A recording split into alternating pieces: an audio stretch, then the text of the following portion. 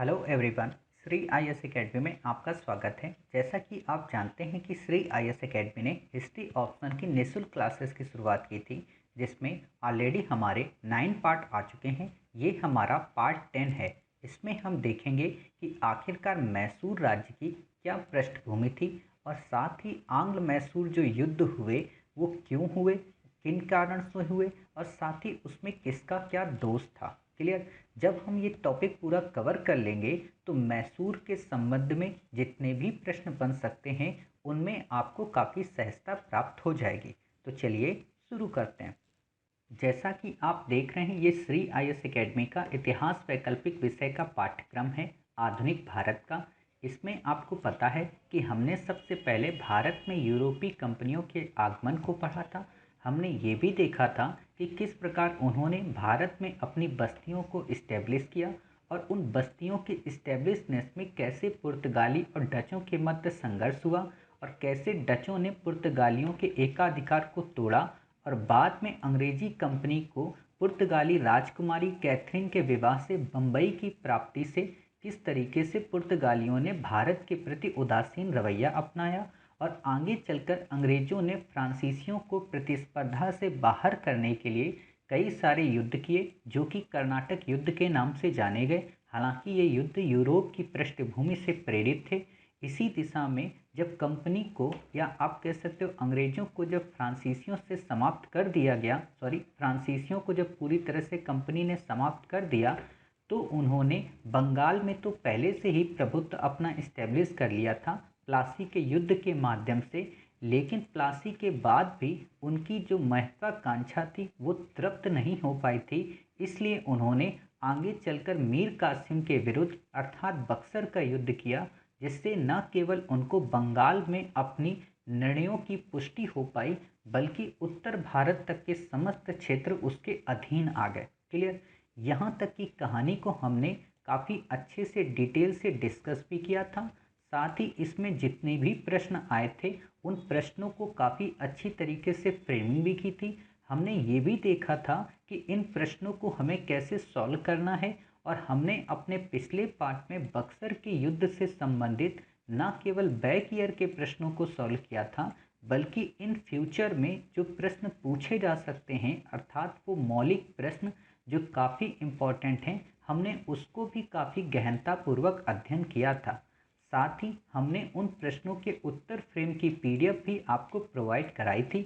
हालांकि हम अपने सभी लेक्चर्स की पीडीएफ फाइल आपको अपने टेलीग्राम चैनल पर प्रोवाइड करा देते हैं। तो आप में से जो लोग अभी तक हमारे टेलीग्राम चैनल से ना जुड़े हों, वो नीचे दिए गए डिस्क्रिप्शन बॉक्स में लिंक की मदद से हमारे टेलीग्राम चैनल से जुड़कर इन सभी टॉपिक की पीडीएफ प्राप्त कर सकते हैं। साथ ही माइंड मैप प्राप्त कर सकते हैं और कई सारे इंपॉर्टेंट मैप भी प्राप्त कर सकते हैं। और एक अच्छी बात ये भी है जुड़ने से कि आपको उसमें ब्रेकफास्ट, लंच और डिनर के रूप में लगभग 40 से ज़्यादा एमसीक्यू डेली मिलते हैं। आप उनको भी सॉल्व करके अपनी प्रीलिम की पकड़ को काफ़ी मजबूत बना सकते हैं। समझ गए? तो इतना सारा बैकग्राउंड आप समझ गए। आज हम जो टॉपिक कवर करेंगे वो हमारा टॉपिक है मैसूर। अर्थात आज हम ये देखेंगे कि मैसूर की क्या पृष्ठभूमि थी, मैसूर रियासत का उद्भव कैसे हुआ और कैसे इसमें हैदर अली और टीपू सुल्तान ने अपनी महती भूमिका निभाई, कैसे इन्होंने संयुक्त मोर्चा के माध्यम से ब्रिटिश ईस्ट इंडिया कंपनी को पराजित करने का प्रयत्न किया, कैसे इन्होंने बाह्य देशों के पास अपने दूत मंडल भेजकर अपनी शक्ति को पुनर्स्थापित करने का प्रयत्न किया, लेकिन वो कौन से कारण थे जिस कारण टीपू सुल्तान पराजित हो गया और अंततः कंपनी सफल हो गई। इतने सारे डायमेंशन को हम यहाँ पर कवर कर लेंगे। क्लियर। तो जब हम इतने सारे डायमेंशन को कवर कर लेंगे तो आपको मैसूर से संबद्ध किसी भी विषय पर आने वाले प्रश्न को काफ़ी अच्छे से आप टैकल कर लेंगे। लेकिन एक बात यह है कि लेक्चर ज़्यादा बड़ा ना हो जाए, लेंदी ना हो जाए, इसके लिए हमने सुविधा ये की है कि इस पार्ट में केवल और केवल हम मैसूर की पृष्ठभूमि, मैसूर के साथ हुए 4 जो युद्ध हैं उनको कवर करेंगे। लेकिन टीपू सुल्तान से संबद्ध वीडियो हम अपने अगले पार्ट में काफ़ी इंडिपेंडेंट रूप से और काफ़ी गहराई से अध्ययन करेंगे, ताकि आपको टीपू से आने वाले व्यक्तित्व के प्रश्न को काफ़ी अच्छे से सॉल्व कर सको। आप में से कई सारे लोगों को लग रहा होगा सर ऐसा आपने क्यों किया, क्या टीपू से आपका लगाव है, क्या आपको उससे मोह है? तो बिल्कुल भी नहीं, मेरा मोह किसी से भी नहीं है। हिस्ट्री की हर एक पर्सनैलिटी अपने आप में एक अलग महत्वाकांक्षा व्यक्तित्व रखती है। क्लियर। टीपू को हम इसलिए इंडिपेंडेंट रूप से पढ़ेंगे, अगर आपने 2018, 19 और 20 के न्यूज़पेपर्स के आर्टिकल्स पढ़े होंगे तो टीपू सुल्तान को लेकर काफ़ी ज़्यादा आर्टिकल पब्लिश हुए। राज्यसभा टीवी में टीपू सुल्तान के व्यक्तित्व से रिलेटेड कई सारे प्रोग्राम हुए। तो यूपीएससी ने अभी इस पर प्रश्न नहीं पूछा, उसने अपने इस प्रश्न को पेंडिंग में रखा है। क्यों? क्योंकि सारे टेस्ट सीरीज वाले जब इस प्रश्न से बोर हो जाएंगे तब वो पूछेगी। तो इसीलिए अब हमें लगता है कि टेस्ट सीरीज वाले अब टीपू पे अभी प्रश्न बनाते नहीं हैं, तो यूपीएससी अब कभी भी पूछ सकती है। और किस डायमेंशन में पूछेगी, हम उन सभी डायमेंशन को कवर कर लेंगे। और जब ये सारा कवर हो जाएगा फिर हम अपने उसके अगले पार्ट में मराठाओं को डिस्कस करेंगे, उसके अगले पार्ट में मराठाओं के साथ अंग्रेज़ों के युद्ध को डिस्कस करेंगे, और फिर हम इन सभी टॉपिक यानी कि मैसूर और मराठा में आए जितने भी बैक ईयर के प्रश्न हैं उन सबका गहन अध्ययन करेंगे। समझ गए? इतनी सारी हमने स्टोरी इसलिए समझाई ताकि आपके दिमाग में एक क्लियरिटी रहे कि आखिरकार हम कैसे पढ़ रहे हैं और किस तरीके से हम पढ़ेंगे। क्लियर? तो आप ये सारी चीज़ें समझ गए। तो अब हम क्या करते हैं, अपने टॉपिक की ओर चलते हैं और अपनी क्लास की शुरुआत करते हैं। क्लास की शुरुआत करने से पहले हम आपको मैसूर की पृष्ठभूमि बताते हैं ताकि आपको ये समझ में आ सके कि आखिरकार हमें मैसूर से संबद्ध प्रश्न के उत्तर को कैसे सॉल्व करना चाहिए। क्लियर? तो जैसा कि आप जानते हैं कि जब विजयनगर साम्राज्य की स्थापना हुई थी, अब आप में से कई सारे लोगों को लग रहा होगा कि सर विजयनगर साम्राज्य की स्थापना हुई कब थी, तो हम आपको ये नहीं बताने वाले। क्यों नहीं बताने वाले? क्योंकि ये मेडवेल इंडिया का पार्ट है, लेकिन हम आपकी पृष्ठभूमि के लिए बस थोड़ा सा संदर्भ दे देंगे कि विजयनगर साम्राज्य की स्थापना हरियर व बुक्का नाम के दो भाइयों ने की थी।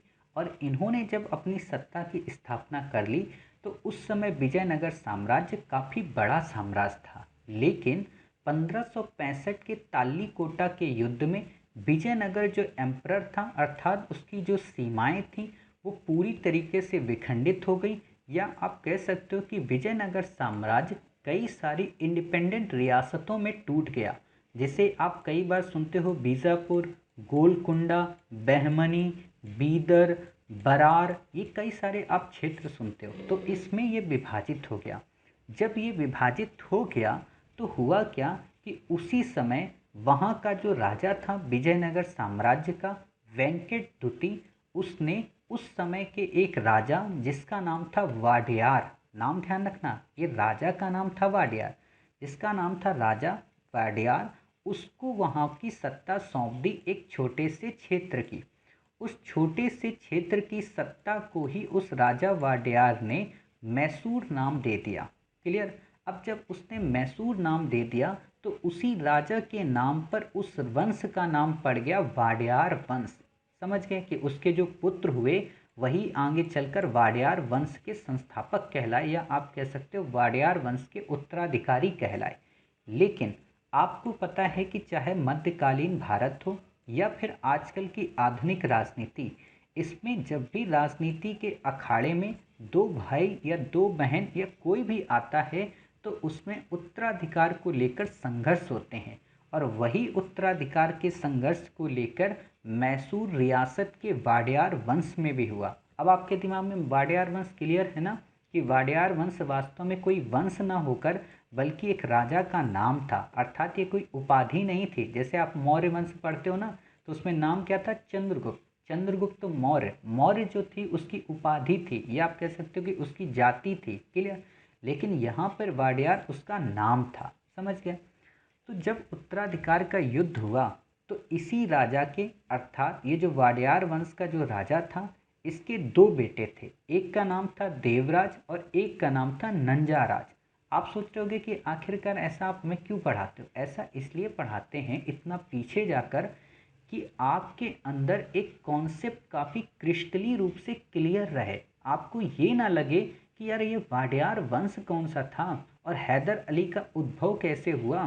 क्लियर, आपको क्लियरिटी बिल्कुल रहे कि हाँ वास्तव में हैदर अली आया कहाँ से, आसमान से आ गया था क्या, कि मंगल ग्रह से आ गया था या जुपिटर से, तो कहीं से नहीं आया था, वो यहीं से उद्भव हुआ था। तो देखेंगे तो इसके दो बेटे थे, एक का नाम था क्या, देवराज, और एक का नाम था नंजराज, नंजाराज।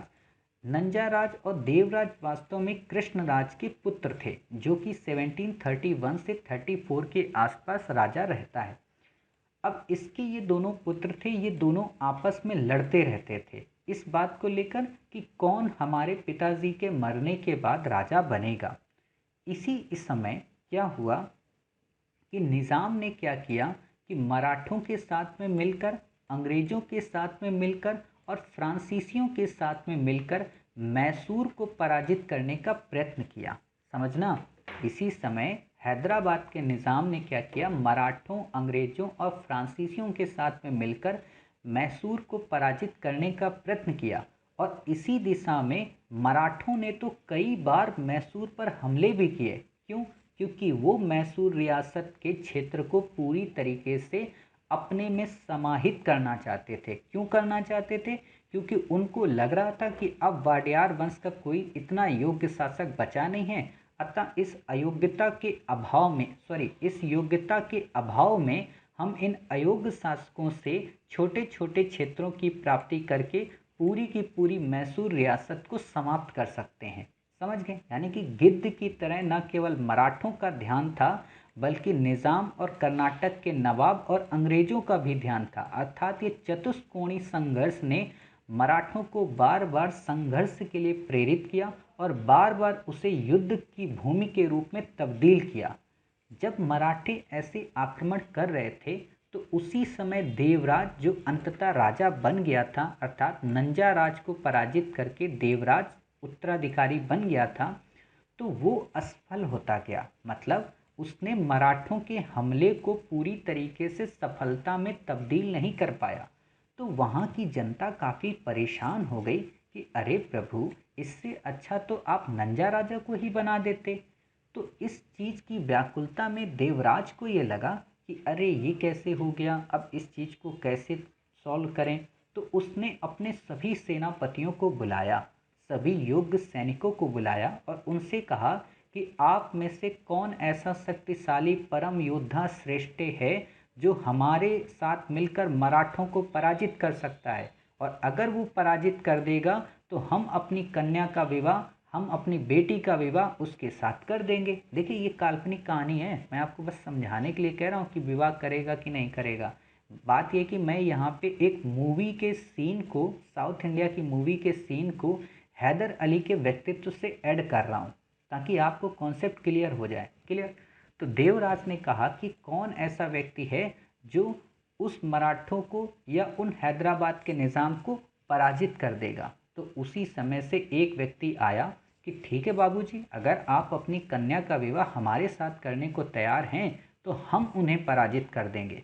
तो हैदर अली उस समय नाम के व्यक्ति सेनापति बनता है और वो सेनापति के नेतृत्व में इतना योग्य था कि उसने मराठों को भी पराजित करने की योजना बना ली, उसने नवाब को भी पराजित करने की योजना बना ली, उसने हैदराबाद के निज़ाम को भी पराजित करने की योजना बना ली। देखिए आपको यहाँ पे तीन चीज़ें याद रखनी है।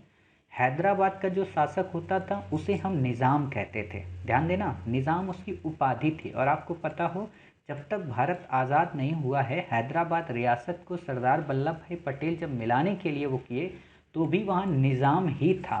तो निज़ाम का मतलब होता है राजा ही। क्लियर? दूसरी चीज़, कर्नाटक में जो राजा होता था उसे नवाब कहा जाता था। क्लियर? और यही चीज़ अवध में भी कही जाती थी। क्लियर? मुगल काल में जो होता था उसे शासक कहा जाता था। क्लियर? फिर बात आती कौन? अंग्रेज। अंग्रेज को तो आप जानते हो, मराठों को भी आप जानते हो। मराठों में कौन होते थे? पेशवा। पहले मराठों में होते थे शासक और राजा, लेकिन अब होने लगे वहाँ पे पेशवा। पेशवा कौन थे? वास्तव में वो मराठों के प्रधानमंत्री हुआ करते थे। क्लियर? हम जब मेडिवल इंडिया पढ़ेंगे, या तो हम जब अपना अगला पार्ट पढ़ेंगे तो उसमें मराठों को काफ़ी डेप्थ में पढ़ेंगे। और पृष्ठभूमि से समझने का प्रयत्न करेंगे कि कैसे शिवाजी के बाद से पेशवाओं ने अपनी प्रभुता इस्टेब्लिश की और कैसे वर्तमान तक भी आज ये जो महाराष्ट्र की पॉलिटिक्स है वहाँ पे पेशवाओं की भूमिका है।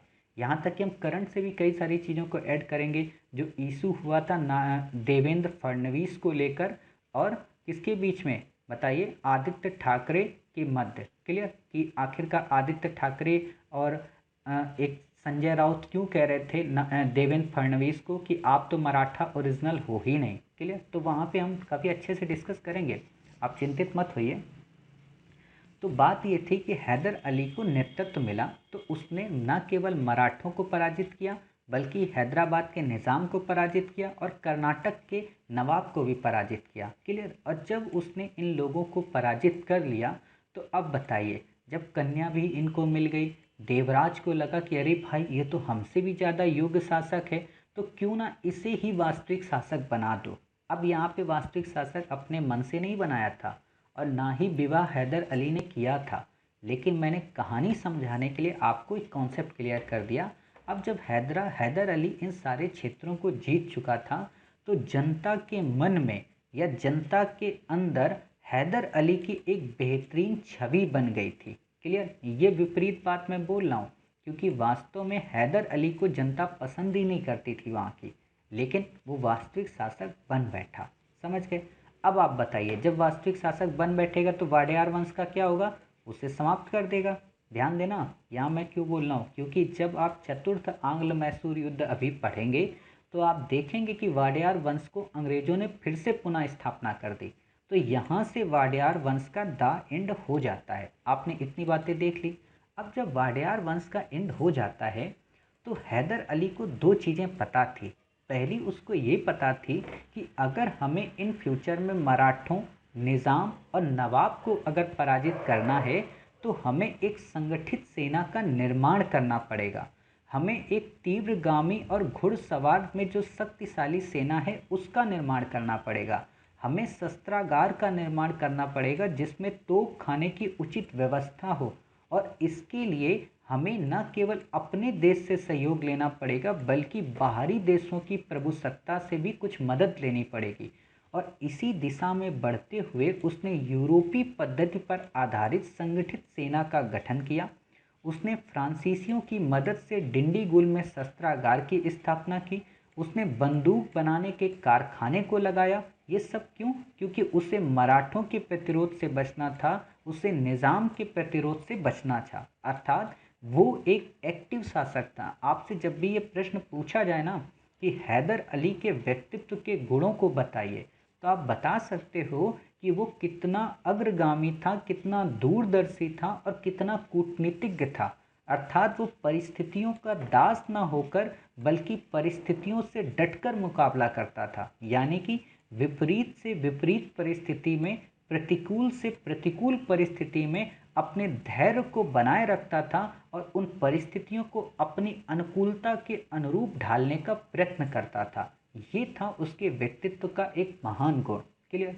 उसने इसी दिशा में बढ़ते हुए फ्रांसीसियों के द्वारा अपनी सेना को प्रशिक्षित करवाया, मतलब उनसे ट्रेनिंग ली। कहा कि बाबूजी आप हमें ट्रेनिंग दे दो। अब आपके दिमाग में क्वेश्चन क्लिक किया होगा कि फ्रांसीसियों से ही क्यों? फ्रांसीसियों से इसलिए क्योंकि वास्तव में फ्रांसीसियों की जो बस्ती थी माही, क्लियर, या जिसको आप माहे बोलते हो, उसका संरक्षण हैदर अली या मैसूर रियासत के द्वारा ही किया जाता था। अभी हम पढ़ेंगे काफ़ी डिटेल में और मैप में भी देखेंगे। क्लियर। उसका संरक्षण हैदर अली के द्वारा किया जाता था। दूसरा, हैदर अली अंग्रेजों की साम्राज्यवादी नीति से काफ़ी अच्छी तरीके से वाकिफ था, इसलिए वो अंग्रेजों के उस दुश्मन को ढूंढ रहा था जो उससे कड़ा मुकाबला कर सके। इसीलिए उसने फ्रांसीसियों को अपने साथ चुना, अच्छे तोप खाने का निर्माण किया और डिंडीगुल में शस्त्रागार भी लगाया। शस्त्रागार का मतलब क्या है? Ordnance factory. आजकल आप सुनते हो ना, ऑर्डिनेंस फैक्ट्री, मतलब जहाँ पर हथियारों का निर्माण होता है उसको कहते हैं। और आपको जानकर खुशी होगी कि भारत में डिंडीगुल के तालों को जीआई टैग प्राप्त है। क्लियर। पिछली बार क्वेश्चन यूपीएससी ने पूछा है कि डिंडीगुल क्यों फेमस है, क्योंकि वहाँ का एक ताला है काफ़ी फेमस। आप पहले ज़माने में एक ताला देखते होगे ना, ऐसा करके ऐसा बनता होता था, ऐसा करके, क्लियर, और ऊपर ऐसे ये लगा होता था, क्लियर, और यहाँ पे एक छेद होता था, ये था डिंडीगुल का ताला। और यहाँ पे कई सारे लॉक लगे होते थे, मतलब जो इस ताले को काफ़ी मजबूती देते थे, ये होता था डिंडीगुल का ताला। काफ़ी मजबूत था, आज भी फेमस है। हालांकि आज तो आप कई सारे नाम सुनते होंगे तालों के। चलिए, अब बात आती है कि जब उसने इतना सब कर लिया, यानी कि अपनी सेना को भी गठित कर लिया, अपने तोपखाने को भी मजबूत कर लिया, तो उसने अपनी महत्वाकांक्षा को साकार रूप देने का प्रयत्न किया और इसी दिशा में बढ़ते हुए उसने कई सारे क्षेत्रों को जीता। आपको ये क्षेत्र याद नहीं रखने हैं। और एक और अच्छी बात मैं आपको बता दूं कि आपको मैसूर की पृष्ठभूमि को भी नहीं याद रखना है, समझने के लिए ज़रूरी है। समझ गए? प्रश्न आपसे नहीं पूछेगा, ना तो आपसे ये पूछेगा कि प्रथम आंग्ल मैसूर युद्ध बताइए, द्वितीय आंग्ल मैसूर युद्ध बताइए। आपसे जो प्रश्न पूछेगा वो टीपू पे पूछेगा, कैसे पूछेगा हम उसको बताएंगे। लेकिन ये पृष्ठभूमि अगर आपको पता होगी तभी आप टीपू की कहानी समझ पाओगे। समझ रहे? तो ये पृष्ठभूमि समझने के लिए है, तथ्यात्मक रूप से रटने के लिए नहीं है। बस आपके दिमाग में कहानी बनी रहे कि हाँ मास्टर ने एक कहानी बताई थी कि देवराज ने अपनी कन्या का विवाह कर दिया था हैदर अली से, ऐसे बस याद हो मोटा मोटा। क्लियर? कई सारे क्षेत्रों को जीता, होजकोट, बेबनोर, सेरा। क्लियर? हुआ क्या, जब उसने इन क्षेत्रों को जीत लिया तो उसे ये लगा कि पानीपत के तृतीय युद्ध में मराठे तो पराजित हो गए हैं, अर्थात उनकी शक्ति अब इतनी मजबूत नहीं है। पानीपत का तृतीय युद्ध 1761 में हुआ था। किसके किसके मत? अहमद शाह अब्दाली और मराठों के मत, जिसमें मराठों को अहमद शाह अब्दाली ने पराजित कर दिया था। और इसी पानीपत के तृतीय युद्ध को लेकर कई सारे हिस्टोरियन का क्या स्टेटमेंट है कि पानीपत के तृतीय युद्ध ने ये तो नहीं सिद्ध किया कि भारत पर कौन राज नहीं करेगा, बल्कि ये जरूर सिद्ध, सॉरी, भारत पर कौन राज करेगा, बल्कि ये सिद्ध जरूर कर दिया कि भारत में अब कौन राज नहीं करेगा। अर्थात इससे ये स्पष्ट हो गया कि अब मराठे भारत की शक्ति को पूरी तरीके से संपादित नहीं कर सकते। अर्थात मराठों की जो संजीवनी शक्ति है, जो उनकी लड़ने की जो सामर्थ्य है, उनकी जो लड़ने की जिज्वासा है, जो जिद है, जो जुनून है, वो सूख गई है। लेकिन वास्तव में ये सत्य नहीं था। इसे हम आंग्ल मराठा युद्ध में पढ़ेंगे, जब आप सालबाई की पढ़ते हो, ट्रीटी ऑफ सालबाई। क्लियर? तो वहाँ पढ़ेंगे। तो हुआ क्या कि पानीपत के तृतीय युद्ध के बाद मराठे फिर से संगठित हुए और किसके नेतृत्व में? माधवराव पेशवा के नेतृत्व में मराठे संगठित होते हैं। पेशवाओं की स्टोरी हम आपको पूरी पढ़ाएंगे कि किस तरीके से बालाजी विश्वनाथ, किस तरीके से बाजीराव, किस तरीके से बाजीराव प्रथम द्वितीय, इन सबको पढ़ेंगे, यहाँ नहीं, मराठों वाले में। क्लियर? यानी कि अगले टॉपिक, अगले पार्ट को छोड़कर उसके अगले पार्ट में, पार्ट 12 में। क्लियर? और जब आप मराठे पढ़ लोगे तब भी आपको मैसूर और अच्छे से समझ में आएगा, क्योंकि ये दोनों सिमिलर चल रहे होते हैं और दोनों को एक साथ तो हम ले नहीं सकते, गचपच गचपच हो जाएगा। क्लियर? तो इसी समय क्या हुआ कि पेशवा माधव राव ने हैदर अली पर हमला किया, मैसूर पर, और काफ़ी सारे क्षेत्रों को जीत लिया, धन भी ले लिया और क्षेत्र भी जीत लिया। यानी कि 1764, 1766 और 1771 में, यानी कि 64 मतलब 3 वर्ष के बाद, पानीपत के युद्ध के बाद। तो इतनी महत्वाकांक्षा से जब उसने मैसूर को पराजित कर दिया तो ये फिर से लगने लगा कि मराठों की संजीवनी शक्ति अभी पूरी तरह से सूखी नहीं थी, अर्थात मराठे फिर से उभर कर आ गए। लेकिन दुर्भाग्य ये हुआ कि 1772 में माधवराव की मृत्यु हो गई। और जब माधवराव की मृत्यु हो गई तो कोई ऐसा योग्य शासक नहीं बचा जो हैदर अली का सामना कर पाता। हैदर अली ने इस मौके को भुनाने का प्रयत्न किया और उसने पुनः मराठों पर हमला किया और न केवल अपने पुराने खोए हुए क्षेत्रों की प्राप्त की, बल्कि तुंगभद्रा घाटी के प्रमुख प्रदेशों को भी अपने क्षेत्र में मिला लिया। तुंगभद्रा नदी किसके किनारे है? हम्पी के। यूपीएससी ने प्रश्न पूछा था और ऑलरेडी हमने इस प्रश्न को उस समय भी काफ़ी अच्छे से बताया था कि ये इम्पॉर्टेंट है। और हमने सोर्स क्या लिया था कि यूपीएससी क्यों पूछ सकती है? क्योंकि आपको पता हो कि भारत सरकार ने अपने नोट में हम्पी के रथ मंदिरों का जिक्र किया था। साथ ही राज्यसभा टीवी में हम्पी विजयनगर साम्राज्य की एक राजधानी नाम का काफ़ी विशेष आर्टिकल आया था। क्लियर? तो इसलिए हमने वहाँ से करंट ऐड किया था। इसी तरीके के जो हम प्रीलिम आपके साथ शेयर कर रहे हैं तैयारी, उसमें भी हम ऐसे ही सोर्सेज को अपनाते हैं। हवा में हम आपको कोई प्रश्न नहीं देते। आपको लगता होगा कि मास्टर हर प्रश्न बस टाइप करता है, हवा में भेज देता है।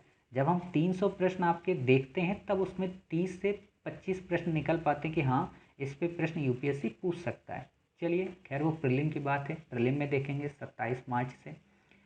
तो बात आती है उसने कई सारे क्षेत्रों को जीत लिया, जिसमें बेलारी था, कुडप्पा था, गूटी था, करनूल था आदि था। अब कुडप्पा को कडप्पा से मत जोड़ देना, क्लियर। तो ये सारे क्षेत्र थे, आपको याद नहीं रखना है। जब इतनी सारी कहानी हो गई, जब इतने सारे क्षेत्रों को विजिट कर लिया, तो अब आप बताइए मैसूर मजबूत हो गया था, मैसूर के क्षेत्र काफ़ी बड़े हो गए थे, तो क्या मैसूर के पड़ोसी मैसूर से प्रसन्न होंगे? क्या मैसूर के पड़ोसी इस बात से खुश होंगे कि मैसूर का ये जो क्षेत्र विस्तार है ये थम ही नहीं रहा है? तो वो क्या करेंगे? वो मैसूर के उस दुश्मन के साथ संधि करेंगे, वो मैसूर के उस दुश्मन के साथ एक मोर्चा बनाएंगे और कोशिश करेंगे कि मैसूर को पराजित किया जाए। और इसी दिशा में मैसूर को पराजित करने की होड़ में निकल पड़े थे अंग्रेज। अंग्रेज का मतलब ब्रिटिश ईस्ट इंडिया कंपनी। इसीलिए मैं आपको यहाँ पे एक बात बता दूँ कि मैं या तो कंपनी बोलूँगा कहीं पर या अंग्रेज बोलूँगा, आप दोनों का मतलब एक ही समझना कि वास्तव में मैं अंग्रेज़ों की ही बात कर रहा हूँ, क्लियर। तो जब आप ये चीज़ समझ जाएंगे कि मैं अंग्रेज़ों की ही बात कर रहा हूँ तो आपको कॉन्सेप्ट अच्छे से क्लियर हो जाएगा। तो जब ऐसी स्थिति चल रही थी तो हुआ क्या कि अंग्रेज़ों ने अलग अलग तरीके से सहयोग, समर्थन और सेना और कूटनीति के माध्यम से मैसूर को परेशान करने का प्रयत्न किया। और इसी दिशा में मैसूर के साथ उसके 4 संघर्ष हुए। पहला संघर्ष प्रथम आंग्ल मैसूर युद्ध 1767 से 1769 के मध्य, दूसरा आंग्ल मैसूर युद्ध 1780 से 84 के मध्य, तीसरा 1790 से 92 के मध्य, चौथा 1790 से 99 के मध्य।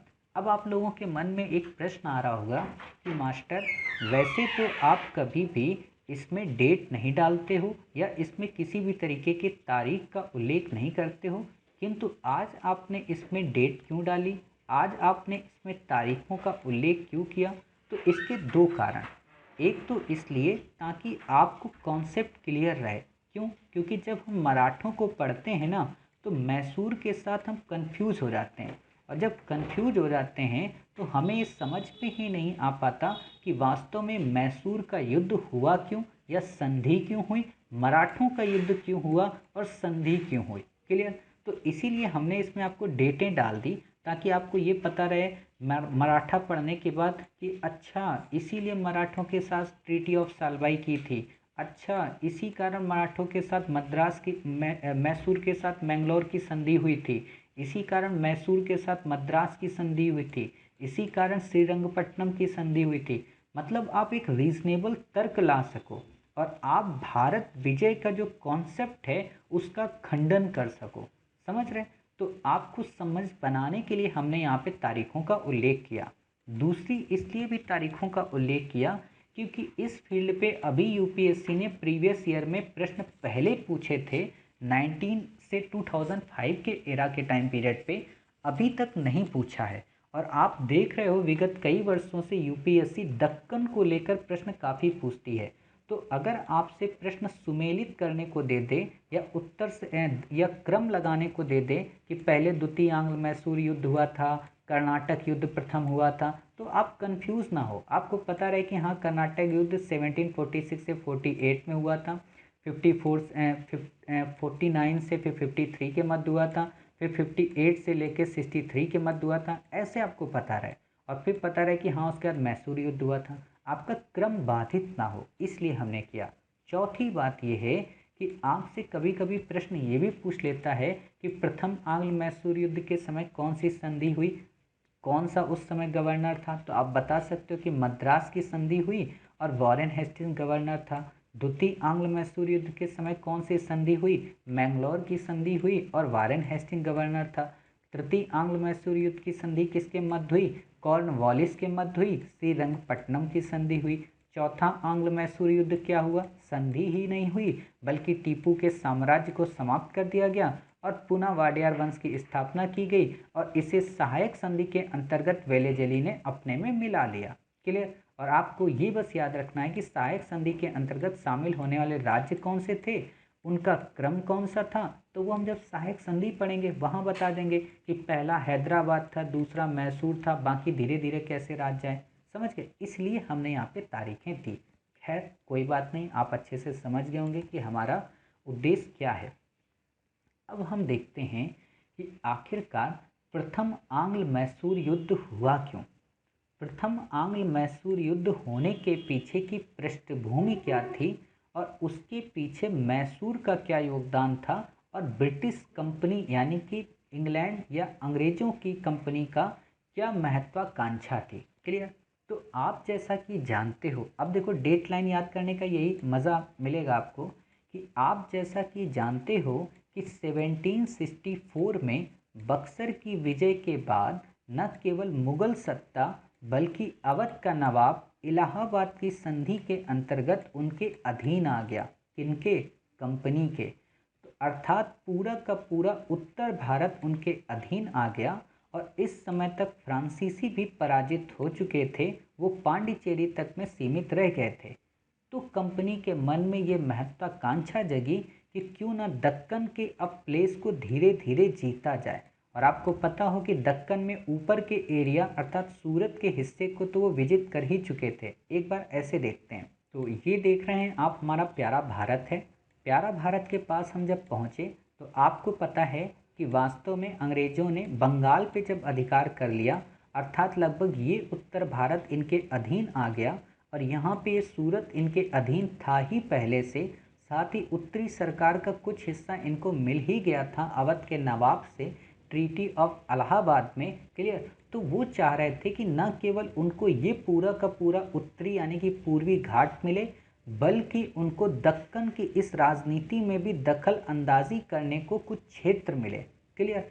तो इस अपनी महत्वाकांक्षा को साकार रूप देने के लिए अंग्रेजों ने क्या किया? मैसूर को पराजित करने का हर संभव प्रयत्न किया और उसको पराजित करने के लिए मैसूर के ही जो पड़ोसी थे, जो उसके दुश्मन थे, खासतौर पर हैदराबाद का निज़ाम हो, कर्नाटक का नवाब हो या मराठे हो, उनका एक संयुक्त मोर्चा बनाया। क्लियर? तो हम इसको उसी समय के मैप के माध्यम से देखते हैं ताकि चीज़ें आपको और अच्छे से क्रिस्टलाइज होकर क्लियर हो सके। क्लियर? तो आप ये देखिए मैप, एक तरीके से इसको थोड़ा और पीछे करते हैं। ये आपने मैप देखा। क्लियर? आप देख सकते हो कि ये आंग्ल मैसूर युद्ध के पहले के समय का है। ये मैसूर का रीजन था। आज आप मैसूर को एक सिटी के रूप में देखते हो जबकि उस समय मैसूर एक रियासत हुआ करती थी। तो इतना बड़ा मैसूर होता था। समझ गए? अब इसी मैसूर के अधीन क्षेत्र कौन सा आता था? माहे। माहे किसका क्षेत्र था? मैंने अभी बताया था, फ्रांसीसियों का। क्लियर? ये था मैंगलोर। क्लियर? मैंगलोर की ट्रीटी होती है, हम पढ़ते हैं। ये सब के सब आते हैं मैसूर के अंतर्गत। तो मैसूर ये समझता था ये हमारा क्षेत्र है और मैसूर के ही नीचे लगता था इसका छुटका भाई त्रावणकोर। त्रावणकोर केरल आप समझ सकते हो आज का। क्लियर? त्रावणकोर को लेकर क्या इशू था, ये इसे हम तृतीय आंग्ल मैसूर युद्ध में पढ़ेंगे। बस आप यहाँ पे लोकेशन देख लो। ये था मद्रास। मद्रास किसके पास था आप बताइए? किस संधि के तहत किसके पास आया? पहले तो डुप्ले ने इसे जीत लिया था, लेकिन एला सेप्पल की संधि या एक्सला सेप्पल की संधि के अंतर्गत अंग्रेजों को पुनः प्राप्त हो गया था। तो इसलिए हमें इस पर ज़्यादा दिमाग नहीं लगाना है। ये नॉर्दर्न सरकार उत्तरी सरकार का हिस्सा है जो आपको पता है कि ब्रिटिश के अधीन आ चुका था। क्लियर? साथ ही आप ये देखो पांडिचेरी। क्लियर? आपने इतनी लोकेशन देख ली, बस काफ़ी है, इससे ज़्यादा आपको नहीं देखना है। ये देखिए पेशवाओं की मतलब मराठों का क्षेत्र, अर्थात जो मैसूर था ना वो चारों ओर से घिरा हुआ था, केवल उसका मालाबार जो तट था वो ओपन था। और आप देखेंगे कि बाद में अंग्रेजों ने मालाबार तट को भी कैसे कैप्चर कर लिया। समझ गए? तो इतना आपने ये देख लिया ताकि आपको ये चीज़ें क्लियर हो गई कि हाँ वास्तव में क्या सिचुएशन थी उस समय मैपिंग की दृष्टि से। अंग्रेजों ने क्या किया? अंग्रेज जानते थे कि हमें मैसूर को अगर पराजित करना है तो अकेले तो नहीं कर सकते, इसीलिए अंग्रेजों ने 1776 में अर्थात 1776 में हैदराबाद के निज़ाम से एक संधि की और बदले में उनसे कहा कि आप हमें उत्तरी सरकार दे दो और हम आपको हैदर अली से युद्ध करने में मदद करेंगे। मतलब क्या? मतलब ये कि अंग्रेज़ों ने कहा कि बाबूजी, आप मैसूर को पराजित नहीं कर पा रहे हो, बड़ी आपने मशक्क़त कर ली थी, फिर भी आप मैसूर को नहीं पराजित कर पाए, तो एक काम करो, आपका ये जो उत्तरी सरकार का जो ये रीज़न है ना, ये आप मुझे दे दो, और अगर आप मुझे ये उत्तरी सरकार का रीज़न दे दोगे तो हम आपको इन मैसूर से लड़ने में आपका सहयोग देंगे। सहयोग का मतलब हम आपको अपनी सेना देंगे, हम आपको अपने संसाधन देंगे, और इसलिए देंगे क्योंकि आप हमारे बड़े भाई हो और बड़े भाई की मदद करना हमारा दायित्व है, क्योंकि हम इसी उद्देश्य से भारत में आए। निज़ाम बड़ा खुश हो गया। निज़ाम ने कहा, अरे भाई, मुझे तो भाई मिल गया छोटा सा। निज़ाम ने कहा, बिल्कुल सर, आप हमारे छोटे भाई हैं, हम आपको क्या इतनी छोटी सी टेरिटरी नहीं दे सकते? तो उसने उसको तुरंत टेरिटरी दे दी। कौन सी? नॉर्दर्न सरकार। ध्यान देना, नॉर्दर्न सरकार ऑलरेडी कंपनी को मिल चुका था। किससे? अवध के नवाब से। लेकिन पूरा नहीं मिला था, बंगाल के रीजन का क्षेत्र का मिला था। लेकिन यहाँ पे क्या मिल गया? उसके और नीचे का हिस्सा, मतलब विशाखापत्तनम के नीचे का हिस्सा मिल गया। किसको? कंपनी को। अब जब कंपनी को ये मिल गया तो कंपनी को दो तरफा फायदा। एक तो उसको निज़ाम जैसा साझीदार मिल गया कि चल बेटा, तेरे कंधे पे बंदूक रख के मैं मैसूर को उड़ा दूंगा। दूसरी चीज़ क्या थी कि कंपनी को व्यापारिक गतिविधियों को संपादित करने के लिए या संचालित करने के लिए एक बड़ा क्षेत्र मिल गया, एक बड़ा कोस्टल एरिया मिल गया। क्लियर? नॉर्दर्न सरकार। तो दोनों में कंपनी का फायदा था। अब जब कंपनी को ये फायदा हो गया तो निज़ाम ने कहा, बाबूजी, लड़ाई करें? कब से करें? तो उसने कहा, धैर्य रखो, अभी हम बताएंगे कि आपको कब लड़ाई करनी है, एकदम से इतने उतावले मत बनो। तो निज़ाम ने कहा, ठीक है, जैसा आप कह रहे हो, आप हमारे छोटे भाई हो, आप हमारा ख्याल तो रखोगे ही। क्लियर? इस दिशा में जब ये हो गया तो अंग्रेज़ों ने सोचा कि ऐसे बनेगा नहीं, अकेले हम हैदराबाद के निज़ाम का सहयोग लेकर टीपू सुल्तान हैदर अली को पराजित नहीं कर सकते, थोड़ा मराठों से भी बात करते हैं। क्लियर? तो उसने क्या किया, कंपनी ने मराठों से कहा कि आप अगर हमारा साथ दे दो ना, तो हम आपको भी जिन क्षेत्रों को लेकर विवाद है, अर्थात आपके पेशवा माधव राव ने जिन क्षेत्रों को विजित किया था टीपू से हैदर अली से, उन क्षेत्रों की हम आपको पुनः वापसी करा देंगे। मराठों को लगा कि अरे भाई, ये तो सोने पे सुहागा है, कि मतलब हमें एक वो सहयोग दे रहा है जो कंपनी है, और ये बात बिल्कुल ठीक है कि अब हमारे पास माधवराव की तरह कोई योग्य शासक भी नहीं है। तो एक काम करते हैं कि क्यों ना हम अंग्रेज़ों के साथ मिलकर एक मोर्चा बनाते हैं। और अंग्रेज़ों ने ये भी कहा कि अरे भाई, तुम्हारे पड़ोस के चचा जी अर्थात निज़ाम जी जब हमारे साथ हो गए तो तुम भी आ जाओ। तो मराठों ने कहा, नहीं आएंगे तो अंग्रेज़ों ने कहा, ठीक है बेटा, अगर आप हमारे यहाँ नहीं आते हो, आप अगर हमारा साथ नहीं देते हो और हमारे साथ संयुक्त मोर्चा नहीं बनाते हो, तो हम और निज़ाम मिलकर आप पर हमला कर देंगे, और जब हम आप पर हमला करेंगे तो हैदर अली तो आपको बचाएगा ही नहीं, क्योंकि वो आपका दुश्मन है। मराठों को लगा बात तो सही बोल रहा है, कि मतलब ये हमें दोनों तरीके से पीटेगा। एक तो पीटेगा कौन? मैसूर। दूसरी तरफ से कौन पीटेगा? अंग्रेज। किसके साथ में मिलकर? हैदराबाद के साथ में मिलकर। तो मराठों ने सोचा कि चलो, अच्छा मौका है, थोड़ा बहुत क्षेत्र मिल जाएगा हमें। तो उन्होंने अंग्रेज़ों से कहा कि ठीक है बाबूजी, हम आपका सहयोग दे देते हैं। उसी समय क्या हो रहा था कि हैदर अली अर्काट में और मराठों से झगड़ा कर ही रहा था। अर्काट बताइए कहाँ पे है? आपको पता है ना, कर्नाटक में। तो कर्नाटक में अर्काट को लेकर हमला कर रहा था और मराठों से भी झगड़ रहा था। उसने देखा कि हद हो गई, मतलब निज़ाम ने, मराठों ने और कर्नाटक के नवाब ने, इन तीनों ने मिलकर अंग्रेज़ों का साथ दे दिया।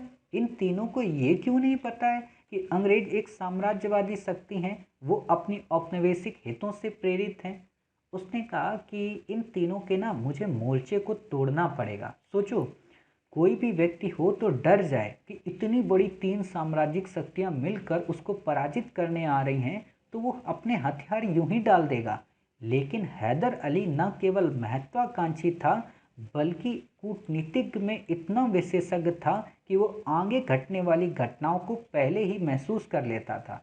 तो उसने कहा ठीक है, आपने जो लालच देकर मराठों और निज़ाम को अपने साथ में लिया है, हम उस लालच का ही अंत कर देंगे। अर्थात उसने क्या किया, निज़ाम से जो क्षेत्र को लेकर विवाद था, जिस कारण निज़ाम अंग्रेज़ों का साथ दे रहा था, निज़ाम से कहा कि बाबूजी एक काम करो, आप अपना क्षेत्र ले लो, हम आपसे नहीं लड़ेंगे, आप मेरे से मत लड़ना।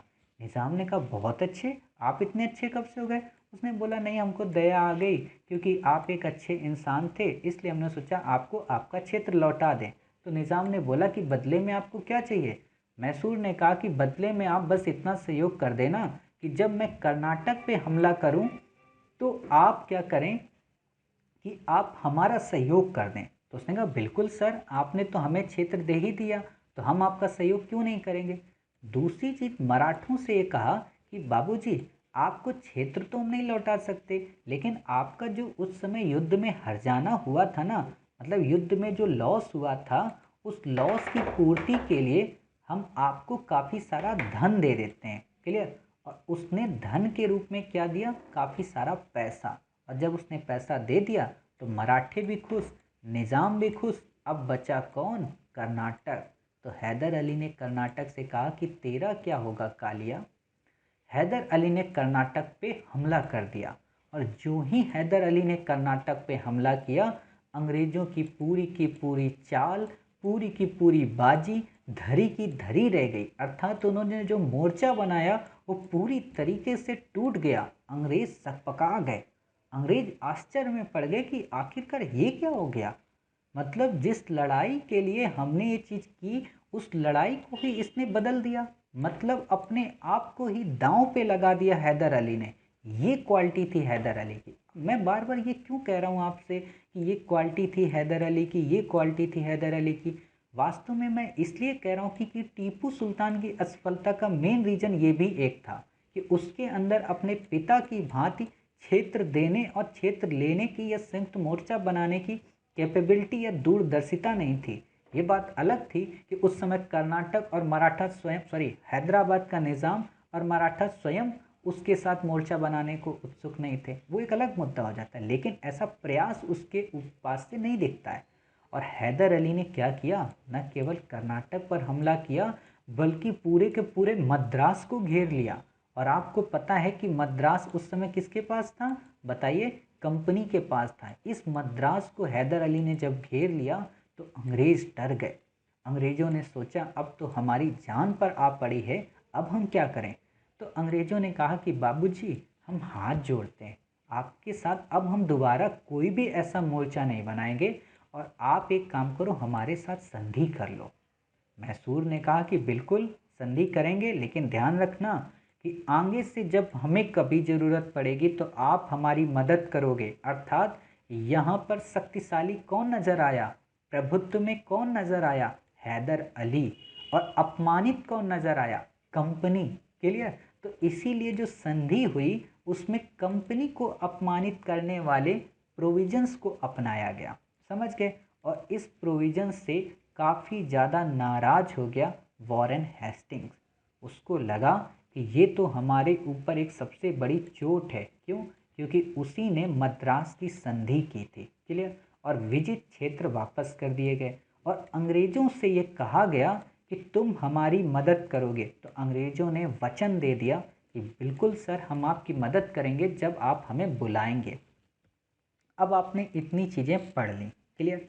लेकिन आपको पता होना चाहिए कि जब युद्ध बड़े स्तर पर होते हैं तो संधियां वास्तव में एक युद्ध अंतराल होती हैं। संधियां वास्तव में वचनों से प्रेरित नहीं होती। यह संधियां वास्तव में सौगंध नहीं होती। समझ गए? संधियां टूटती हैं और बनती हैं, और जब साम्राज्यवादी लालसा आपके अंदर प्रभुत्व कर जाए तो वास्तव में संधि संधि ना होकर वो युद्ध विराम बन जाती है। और इसी युद्ध विराम का फायदा उठाया वॉरेन हेस्टिंग्स ने। और ऐसा इसलिए भी था क्योंकि उस समय कंपनी की स्थिति काफ़ी ज़्यादा खराब थी।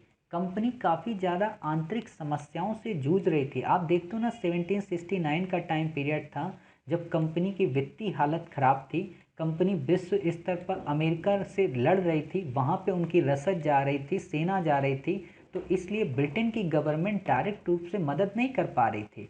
क्लियर।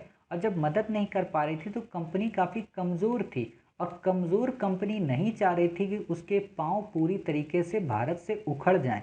इसलिए वो अपने पतवार रूपी नौका को किसी न किसी तरीके से उन हिलोरे मारती हुई लहरों के मध्य रोक कर रखना चाहते थे, चाहे वो संधि के माध्यम से हो, चाहे वो जैसे हो। इसीलिए उन्होंने संधियां अपनाई। समझ गए। 1769 का टाइम पीरियड आप जब पढ़ते हो अमेरिकन रेवोल्यूशन, हालांकि हम पढ़ाएंगे वर्ल्ड हिस्ट्री में, तो वहाँ पर आप देखोगे कैसे घटनाक्रम बदल रहे होते हैं, और यूरोप के कई सारे क्षेत्रों में इनको लड़ना भी पड़ रहा होता है। खासतौर पर फ्रांसीसियों से भी लड़ रहे थे, तुर्कों से भी लड़ रहे थे, अरबों से भी लड़ रहे थे, तो हम वहाँ पे देखेंगे। क्लियर। तो इनको विजित क्षेत्र वापस हो गए। अब जब ये वापस हो गए तो क्या हुआ कि 1718 के टाइम पीरियड तक, अर्थात 11 वर्षों के बाद तक, कंपनी की जो मालिकाना स्थिति थी या जो हालत थी वो बदल गई थी। अर्थात कंपनी अब मजबूत स्थिति में आ गई थी। क्यों? क्योंकि 1773 का रेगुलेटिंग एक्ट आ चुका था, और 1784 का पिट्स इंडिया एक्ट भी आ चुका था। समझना। तो इन लोगों ने क्या किया कि कंपनी में व्याप्त जो भ्रष्टाचार था उसे समाप्त कर दिया। बोर्ड ऑफ कंट्रोल और कोर्ट ऑफ डायरेक्टर्स की मदद से कंपनी को रेगुलेट किया जाने लगा, और साथ ही ब्रिटेन की सरकार की काफ़ी ज़्यादा मदद मिलने लगी। क्यों?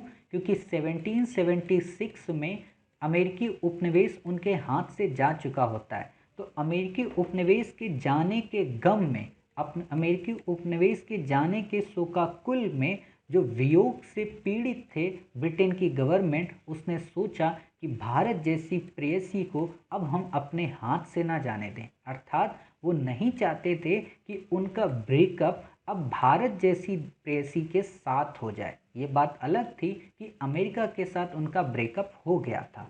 क्लियर। अब जब अमेरिका के साथ उनका ब्रेकअप हो गया तो हर संभव तरीके से वो चाह रहे थे कि भारत से उनका ब्रेकअप ना हो। इसलिए वो कभी फ़ोन करते थे, कभी मैसेज करते थे, कभी संधियाँ करते थे, कभी खुद भी अपमानित हो जाते थे, ताकि वो नहीं चाहते थे कि रिश्ता टूटे। अर्थात वो रिश्ते को निभाने का नित्य अनवरत रूप से प्रयास कर रहे थे।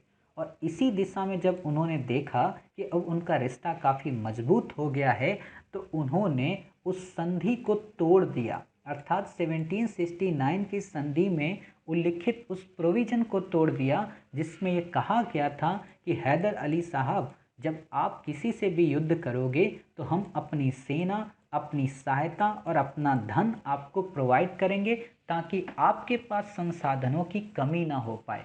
लेकिन जब हैदर अली ने 1771 में मराठों पर हमला किया, ये देखो डेट नहीं याद रखनी है, बस इतना याद रखना है कि हाँ मराठों पर हमला किया। जब हैदर अली ने 1771 में मराठों पर हमला किया तो ये देखा गया कि कंपनी ने उसका साथ नहीं दिया। उसने ये भी देखा कि वास्तव में कंपनी उसका साथ देना ही नहीं चाहती, और उसकी अपेक्षाकृत फ्रांसीसी उसकी मदद ज़्यादा कर सकते हैं। उसने देखा कि फ्रांसीसी उसको बंदूकें देते हैं, तोपें देते हैं, सोरा के संदर्भ में जानकारी देते हैं, गोला बारूद की आवश्यकता की पूर्ति करते हैं। अर्थात फ्रांसीसी हमारे लिए अंग्रेज कंपनी की अपेक्षा ज़्यादा अनुकूलित हैं। अर्थात वो हमारे लिए ज़्यादा व्यवहार कुशल हैं। और एक और रीज़न था फ्रांसीसियों की अनुकूलता का, क्योंकि जो मालाबार का तट था, या जो फ्रांसीसी बंदरगाह था माही, या जिसको माहे बोलते हैं, वहाँ से अधिकांश जो सामान था बाहर से जो आता था, खासतौर पर मैसूर रियासत के लिए, वो सब उसी पोर्ट में आता था। कहने का मतलब कि फ्रांसीसियों पर मैसूर की निर्भरता ज़्यादा थी। और इसके अलावा ये भी था कि आपने पहले ही पढ़ा था कि यूरोपीय पद्धति पर सेना का गठन किसने किया था? फ्रांसीसियों ने। सहयोग किया था किसने? फ्रांसीसियों ने। डिंडीगुल में शस्त्रागार के लिए किसने कहा? फ्रांसीसियों ने। समझ सकते हो। तो फ्रांसीसियों से इनकी मित्रता काफ़ी अच्छी थी। उसी दिशा में ये तो हो गया मैसूर के मतलब हैदर अली का पक्ष। लेकिन युद्ध की शुरुआत के लिए कोई बहाना तो चाहिए, और बहाने के लिए कोई तर्क चाहिए। तर्क के लिए कोई तथ्य चाहिए। तो उसी दिशा में बढ़ते हुए उस समय का गवर्नर वॉरेन हेस्टिंग्स ने देखा कि 1776 में अमेरिकन फ्रीडम फाइटिंग या अमेरिकन रेवोल्यूशन शुरू हो चुकी थी और 1776 से लेकर 1783 तक में अमेरिका आज़ाद हो जाता है। तो उसने ये देखा कि अमेरिका की आज़ादी में फ्रांसीसियों ने अपना योगदान दिया था, अर्थात फ्रांसीसी तो हमारे पहले से ही दुश्मन है, तो कहीं फ्रांसीसी बदला लेने के लिए हैदर अली के साथ में मिलकर हम पर अटैक ना कर दें। अर्थात वॉरेन हेस्टिंग्स या ब्रिटिश कंपनी को ये डर सताने लगा कि हैदर अली की महत्वाकांक्षा और फ्रांसीसियों की कुशल सेना मिलकर कहीं उनके साम्राज्य की उस ध्वज पताका को पूरी तरीके से खंडित न कर दें।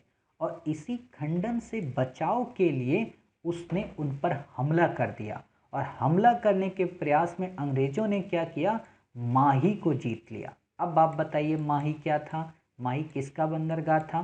फ्रांसीसियों का। और वो किस टेरिटरी के अंतर्गत आता था? मैसूर के। तो माही पर हमला वास्तव में फ्रांसीसियों पर हमला नहीं था, माही पर हमला वास्तव में हैदर अली की प्रभुसत्ता पर हमला था। क्यों?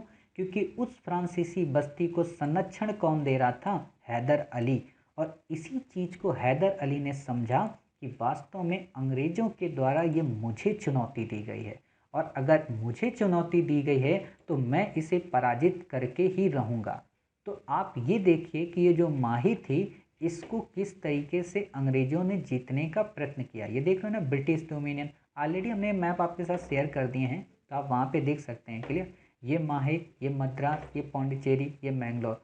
बाद में मद्रास दे दिया जाता है। मैंने आपको पढ़ाया था ना, मद्रास की संधि में क्या होता है कि सभी क्षेत्र उनको विजित वापस कर दिए जाते हैं जो जिसके होते हैं, और इसी में तो ये डिस्कस किया जाता है कि आप हमारी मदद करेंगे। क्लियर?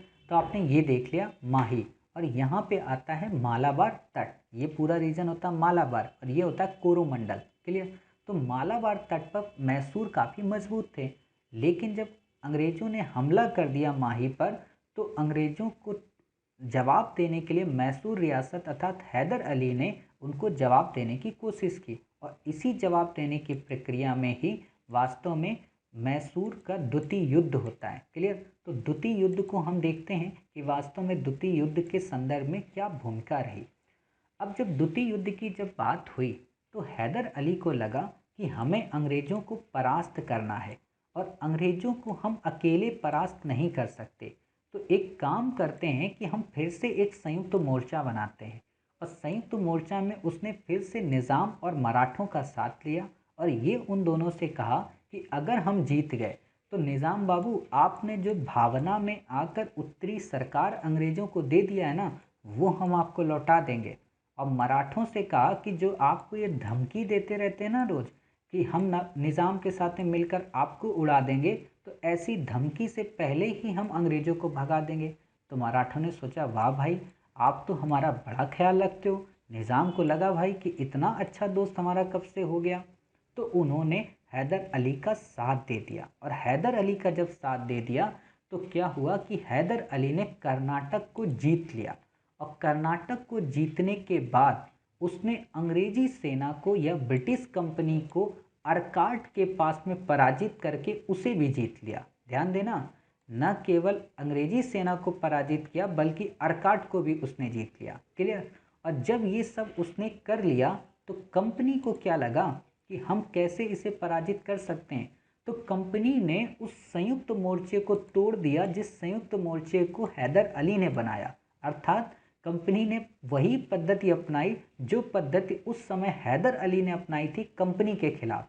कि संयुक्त मोर्चे में जो लोग थे जिस लालच से जुड़े थे उनसे कहा कि हम तुमको ये सब दे देंगे भाई, क्यों परेशान हो रहे हो। निज़ाम से कहा कि भाई आप पहले मांग देते, हम आपको खुशी खुशी दे देते, आप उसका साथ क्यों ले रहे हो। हम तो उत्तरी सरकार आपसे गिफ्ट में लिए थे, अगर आपको गिफ्ट देना पसंद ही नहीं है तो आप ले लीजिए, हमें वैसे भी ज़रूरत नहीं है।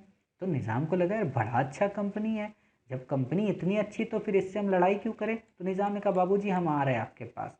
उधर मराठों ने कहा बाबूजी आपने धमकी दी थी इसलिए हम चले गए थे। तो मराठों से कंपनी ने कहा अरे भाई धमकी थोड़ा न दी थी, वो तुमसे मोहब्बत में हमने कहा था कि आप साथ दे दो तो ठीक है, नहीं तो हम निज़ाम के साथ में मिलकर आप पर हमला कर देंगे। तो उन्होंने बोला अच्छा मोहब्बत में कही थी।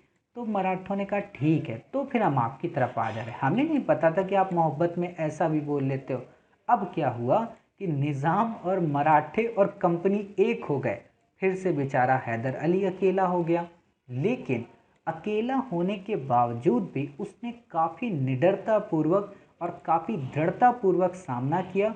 और जब वो दृढ़तापूर्वक सामना कर रहा था तो पोर्टो नोवा के युद्ध में जो अंग्रेजी टुकड़ी के साथ हुआ, उस युद्ध में हालांकि वो पराजित तो हो गया, लेकिन अगले वर्ष ही उसने फिर से कंपनी को पराजित कर दिया। लेकिन ये पराजय चाहे जैसी भी रही हो, इसके बाद 7 दिसंबर 1782 को एक ऐसा घटनाक्रम आया जिसने पूरे के पूरे कालचक्र को ही बदल कर रख दिया। और वो घटनाक्रम था हैदर अली की मृत्यु। हैदर अली की मृत्यु वास्तव में इतिहास में एक ऐसा मोड़ था जिसने ब्रिटिश कंपनी को अपनी महत्वाकांक्षा साकार करने में काफ़ी महती भूमिका निभाई। क्लियर।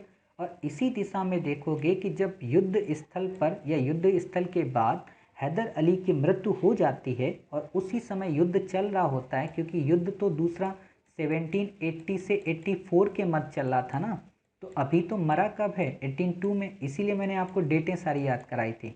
तो अभी 2 वर्ष का युद्ध शेष था। तो उस 2 वर्ष के युद्ध को नेतृत्व देने के लिए उसका बेटा टीपू सुल्तान आता है और वो युद्ध के मोर्चे पर अग्रिम पंक्ति में खड़ा होता है। हालांकि 1 वर्ष तक कठोर संघर्ष करने के बावजूद भी वो युद्ध अनिर्णायक रहता है, अर्थात उसमें कोई एक निर्णय नहीं निकलता। फिर जाकर ये डिसाइड होता है कि एक काम करते हैं, संधि कर लेते हैं। वास्तव में ये संधि टीपू की महत्वाकांक्षा नहीं थी, वास्तव में ये संधि कंपनी की महत्वाकांक्षा थी और कंपनी को इस चीज़ की आवश्यकता थी, क्योंकि कंपनी मराठों के साथ में एक साथ नहीं लड़ना चाह रही थी। क्लियर। और आपको पता होना चाहिए कि ये 1784 का दौर है और इसी समय आप देखते हो कि फ्रेंच रेवोल्यूशन की शुरुआत हो जाती है। तो आधे से ज़्यादा रिसोर्सेज तो फ्रेंच में इनके डिप्लॉय कर दिए जाते हैं। क्लियर। तो ये भी एक दिक्कत थी। इसीलिए मैं कहता हूँ कि जब आप वर्ल्ड हिस्ट्री पढ़ो ना, या जब मॉडर्न इंडिया पढ़ो, तो उसको वर्ल्ड के साथ रिलेट कर दो तो चीज़ें और अच्छे से कॉन्सेप्ट क्लियर होते हैं। क्लियर। तो 1784 में क्या होता है, मैंगलोर की संधि की जाती है, किसके द्वारा, वॉरेन हेस्टिंग्स के द्वारा। और इसमें फिर वही पुराना ड्रामा कि विजित जो क्षेत्र थे, विजित का मतलब जो हमने जीता, जो आपने जीता, एक काम करते हैं ये सब के सब वापस कर देते हैं और पुनः यथा स्थिति में आ जाते हैं। जैसे आप हमेशा सुनते हो ना कि भारत सरकार के साथ में, पाकिस्तान के साथ में, चाइना के साथ में जब टसल होती है तो क्या कहा जाता है कि संघर्ष विराम के पहले की स्थिति में हमें सबको आ जाना चाहिए। यानी कि जो अभी तक हमने अटैक किए, चुशुल वैली पे किया हो या कह सकते हो पेंगोंग लेक पे किया हो, क्लियर, या 5 फिंगर के एरिया पे किया हो, तो जो पहले की स्थिति थी, यानी कि जहाँ जहाँ आपके कैंप पहले लगे थे वहीं तक चले जाओ और बीच का एरिया जो अभी तक खाली पड़ा था उसको खाली रहने दो। क्लियर। वही चीज़ यहाँ पे भी घटनाक्रम हुई।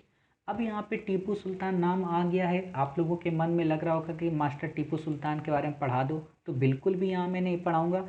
अगले पार्ट में केवल और केवल टीपू सुल्तान को ही मैं गहन अध्ययन कराऊंगा, तो इसलिए वहाँ पर हम इंडिपेंडेंट रूप से पढ़ेंगे। अभी बस कहानियों के रूप में यहाँ पे समझ लेते हैं। जब द्वितीय आंग्ल मैसूर युद्ध हो गया, अर्थात मैंगलोर की जब संधि हो गई, तो वही बात है ना, मैंने जो आपको पहले बताई थी कि संधियाँ वास्तव में युद्ध का विराम होती हैं। संधियाँ वो अनिश्चित काल तक नहीं होती। क्लियर। संधियाँ एक तरीके से ऐसा नहीं है कि वो ऐसे वचन पत्र हैं जिनको निभाना जरूरी है। क्लियर। संधियाँ टूटनी थी और टूटने के लिए ही संधियाँ बनती थी। क्लियर। और इसी टूटने की दिशा में बढ़ते हुए तृतीय आंग्ल मैसूर युद्ध की शुरुआत होती है। तृतीय आंग्ल मैसूर युद्ध को पढ़ने से पहले हम एक आपको छोटी सी स्टोरी बता दें, ताकि आपके अंदर इस टॉपिक को लेकर, तृतीय आंग्ल मैसूर युद्ध को लेकर काफ़ी व्यापकता बन सके। व्यापकता बनाने के 2 कारण। एक तो प्रश्न कई बार ये पूछा जाता है कि तृतीय आंग्ल मैसूर युद्ध का जिम्मेदार क्या कॉर्नवालिस था, क्या टीपू सुल्तान था, क्या तृतीय आंग्ल मैसूर युद्ध को टाला जा सकता था, और टाला जा सकता था तो क्यों नहीं टाला गया। ऐसे प्रश्नों को आप तभी समझ सकते हो जब आप इसकी पूरी पृष्ठभूमि समझ जाओ। क्लियर? तो आपको पता हो कि तृतीय आंग्ल मैसूर युद्ध की टाइमलाइन क्या है, 1719 से 92। आपके दिमाग में एक चीज़ आ रही होगी कि साहब ये तारीख कुछ जानी पहचानी लग रही है। तो बिल्कुल 1789 में हुआ क्या था कि फ्रेंच रेवोल्यूशन हुई थी, अर्थात फ्रेंच आज़ाद हो गया था, फ्रेंच में क्रांति हो गई थी। क्लियर?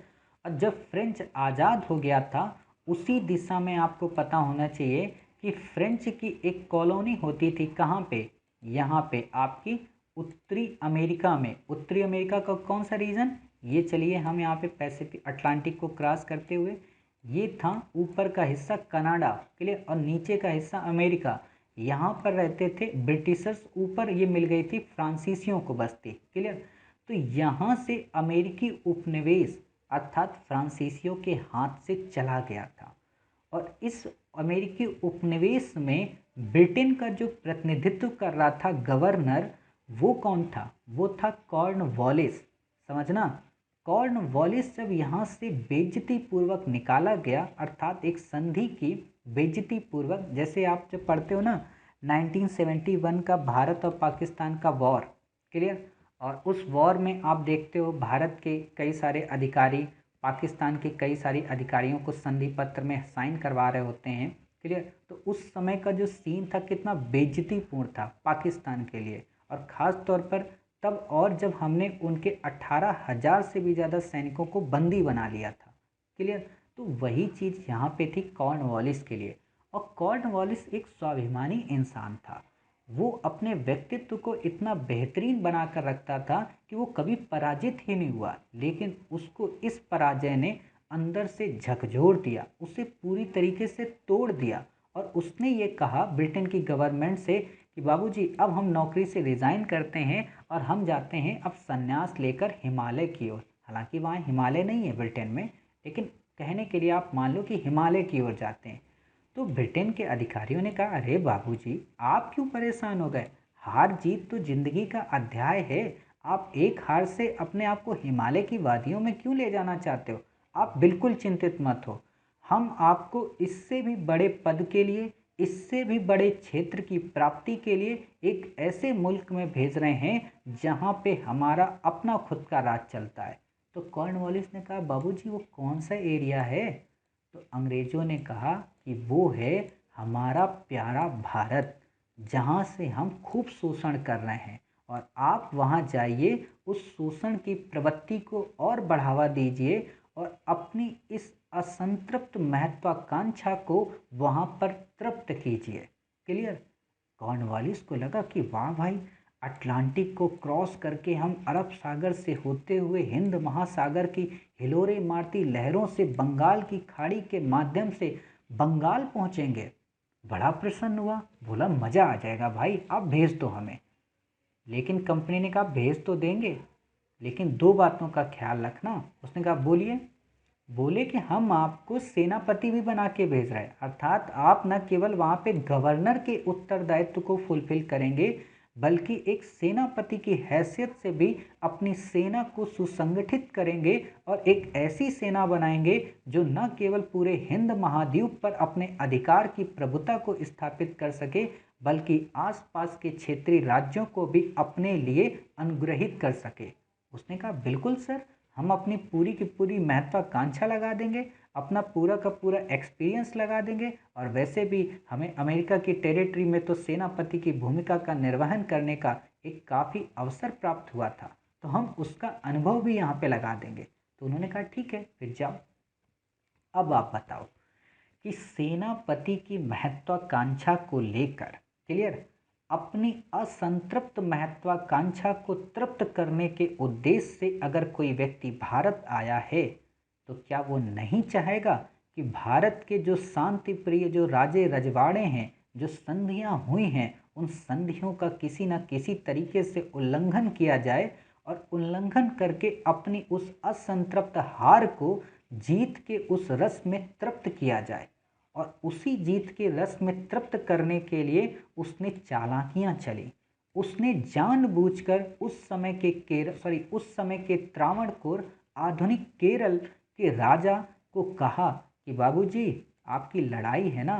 तो उसने पूछा भाई मेरी किससे लड़ाई है। उसने कहा कि आपकी लड़ाई मैसूर से है ना। तो त्रावणकोर के राजा ने कहा लड़ाई है लेकिन इसका मतलब ये थोड़ा ना कि हम विजित कर लेंगे। बोला आप क्यों चिंता कर रहे हो, इतनी बड़ी मैसूर रियासत को हम हरा देंगे। उसने कहा हरा दोगे। उसने कहा बिल्कुल हम हरा देंगे। तो त्रावणकोर के राजा ने कहा हरा दोगे तो हमें क्या। वो बोला आपको क्या, आपके जो दो क्षेत्र हैं ना जो डचों के पास में थे, कोचीन की बस्ती जिसमें क्रागोनोर और जकोटा थे, आपकी महत्वाकांक्षा काफ़ी ज़्यादा प्रबल थी लेकिन आप ले नहीं पा रहे थे क्योंकि आप अपने आप को कमज़ोर समझते थे। त्रावणकोर के राजा ने कहा बाबूजी बात तो सही बोल रहे हो क्योंकि मैं ले नहीं सकता था क्योंकि मैं कमज़ोर था। तो भी क्या आज भी तो कमज़ोर हूँ। कंपनी ने कहा अरे भाई आप हमारे बड़े भाई हो, आप कमज़ोर कैसे हो, जब तक हम हैं तब तक आपको क्या दिक्कत। त्रावणकोर के राजा ने सोचा कि इसके हम बड़े भाई कब से बन गए। उसने सोचा हो सकता है कॉर्नवालिस है, इसके दिमाग में कोई कॉर्नफ्लेक्स फूटा होगा। तो उसने कहा कि ठीक है चलो मान लिया बड़े भाई हैं, तुम बताओ कैसे ले सकते हैं। तो उसने कहा ले क्या सकते हैं, आप एक काम करो डचों से कहो कि भाई साहब वो जो कोचीन में बस्तियाँ वो आप हमें बेच दो। तो उन्होंने कहा ठीक है अगर हम ले लिए तो, मैसूर नाराज हो गया तो उन्होंने कहा अगर मैसूर नाराज हुआ और आप पे हमला करेगा तो हम अपनी सेना आप पे लगा देंगे। तो उसने कहा ये फिर बढ़िया बात है, हमारी सेना बच जाएगी, आप लड़ लेना। तो उसने कहा बिल्कुल हम लड़ लेंगे, तुम बस ड्रामा एक क्रिएट करो। तो हुआ क्या कि त्रावणकोर के राजा ने, हालांकि इससे पहले जो प्रॉमिस ये कर रहा है ना कॉर्नवालिस त्रावणकोर के राजा से कि हम आपकी मदद करेंगे, इसको उसने 1786 की ट्रीटी में डिफाइन किया था। मतलब त्रावणकोर के राजा के साथ में उसने 1786 में ट्रीटी की थी, संधि की थी, और उसमें ही ये कहा था कि हम आपको ऐसे मदद देंगे। क्लियर। त्रावणकोर के राजा ने डचों से कोचीन की बस्ती में दो क्षेत्र, कौन कौन से, जैगोटा और क्रागनोर को हासिल किया। अब आप बताइए कोचीन की वो टेरिटरी किसके अधीन आती थी, मैसूर के। और मैसूर की उस टेरिटरी को अगर त्रावणकोर ने हथिया लिया तो क्या मैसूर की प्रभुसत्ता पर वो हमला नहीं है, क्या मैसूर के राजत्व के सिद्धांत का वो उल्लंघन नहीं है। तो वो उल्लंघन है। और इस उल्लंघन को देखते हुए जब मैसूर के राजा टीपू ने त्रावणकोर के नरेश को फ़ोन किया और बोला कि भाई साहब आप ये जानबूझकर हमारी टेरिटरी क्यों परचेज कर रहे हो, तो त्रावणकोर के राजा ने कहा तुम हो कौन। टीपू ने सोचा अरे इसकी आवाज़ में इतनी बुलंदी क्यों आ गई। टीपू समझ गया कि पक्का इसके पीछे कोई ना कोई चचा काम कर रहे। तो उसने देखा कि अच्छा 1786 में जो ट्रीटी हुई थी अंग्रेज़ों के साथ में, वास्तव में उस कारण चचा के भाव बढ़ गए हैं। मतलब त्रावणकोर वाले राजा के इतने भाव बढ़ गए, मतलब इतनी छोटी सी चुहिया बिल्ली से कह रही कि तू मुझे खाकर दिखाओ। उसने कहा ठीक है बेटा तुम्हें अभी हम बताते हैं। टीपू ने त्रावणकोर पे हमला कर दिया, समझ गए। और हमला करने से पहले टीपू ने जानते हो क्या किया, उसने निज़ाम को साथ में लिया, उसने मराठों को साथ में लिया और ये कहा, सॉरी मैंने उल्टा बोल दिया, कि टीपू ने क्या किया कि तुर्कों को साथ में लिया और कुस्तुनतुनिया में अर्थात आज के इस्तांबुल में अपने दूत भेजे और साथ ही फ्रांसीसियों की भी उसने मदद ली। अब आपके दिमाग में ये प्रश्न कौंधना चाहिए कि आखिरकार उसने तुर्कों की मदद क्यों ली, फ्रांसीसियों की मदद क्यों ली। तो आपको पता होना चाहिए, जब हम आपको पढ़ा रहे थे हिस्ट्री के बारे में तो हमने आपको बताया था ना कि पहले क्या होता था कि यहाँ से व्यापार होता था इनका, लेकिन इस व्यापार के मार्ग को किसने चोक कर दिया था, तुर्कों ने। क्लियर। अर्थात तुर्कों ने यहाँ पर अपनी प्रभुसत्ता इस्टेब्लिश कर ली थी। साथ ही सुएज नहर के पास के इस रीजन में अंग्रेज अपनी मिस्र के संकट को, मतलब ये इजिप्ट की समस्या का समाधान करने के लिए भी मिस्र में अंग्रेज अपना दखल दे रहे थे और उनके दखल को चुनौती दे रहे थे वास्तव में यहाँ से तुर्क। जब हम पढ़ेंगे वर्ल्ड हिस्ट्री तो वहाँ हम आपको बताएंगे तुर्कों को लेकर, अभी हम आपको बस बेसिक समझा दे रहे हैं। तो उनकी प्रभुसत्ता को चुनौती दे रहे थे तुर्क, अर्थात तुर्की किसके विरोधी थे, अंग्रेज के। तो टीपू सुल्तान के मन में अपने पिता की तरह ये दूरदर्शिता थी, क्यों ना इनके दुश्मनों को हम अपना दोस्त बना ले, इसलिए उन्होंने तुर्कों से मदद मांगी। और तुर्कों में भी कुस्तुनतुनिया, आप जानते हो पहले भी हमने पढ़ा था, कुस्तुनतुनिया पर अरबों ने आक्रमण कर दिया था। क्लियर। तो कुस्तुनतुनिया अर्थात आज का इस्तांबुल, उस वहाँ पर अपने दूत भेजे और साथ ही उसने क्या किया, फ्रांस में अपने दूत भेजे। फ्रांस किसका विरोधी था, अंग्रेजों का, यानी कि दो विरोधी गुटों को अपने साथ मिला लिया। इसी दिशा में अंग्रेज भी कम नहीं थे, उन्होंने टीपू के जो दो विरोधी थे, कौन, मराठा और निज़ाम, उसको अपने साथ में मिला लिया। अर्थात मराठा, निज़ाम, कर्नाटक का नवाब, त्रावणकोर का राजा और कंपनी, इन पांच का गुट एक तरफ और टीपू सुल्तान, फ्रांस और तुर्कों का गुट एक तरफ। क्लियर।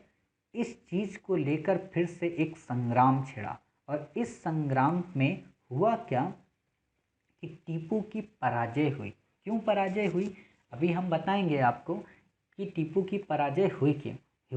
हुआ इस तरीके से कि जब हमला किया टीपू ने त्रावणकोर पर 1719 में, तो कंपनी ने हमला कर दिया त्रावणकोर के पक्ष में टीपू के ऊपर।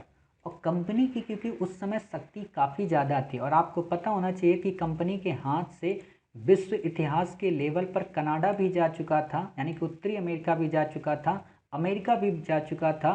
तो इंग्लैंड का जो ध्यान रहा, कंपनी का जो ध्यान सबसे ज़्यादा हो गया वो कहाँ पे, भारत की ओर। और साथ ही उस समय जब कॉर्नवालिस भारत आ रहा था तो उसने ब्रिटेन की संसद से परमिशन ली थी कि हमें जब भी ज़रूरत पड़ेगी तो आप यूनियन जैक के तले वाली सेना हमें भेजोगे, अर्थात आप उस शाही सेना को पूरी मजबूती के साथ हमारे साथ खड़ा करोगे। तो उन्होंने वादा किया था कि हम आपको ये भेजेंगे, और इसलिए भी वादा किया था क्योंकि कॉर्नवालिस पहले कहाँ जा रहा था, सन्यासी बनने। तो उसने कहा, मतलब ब्रिटिश संसद ने, कि नहीं आप सन्यासी मत बनो, हम आपकी हर संभव मदद करेंगे।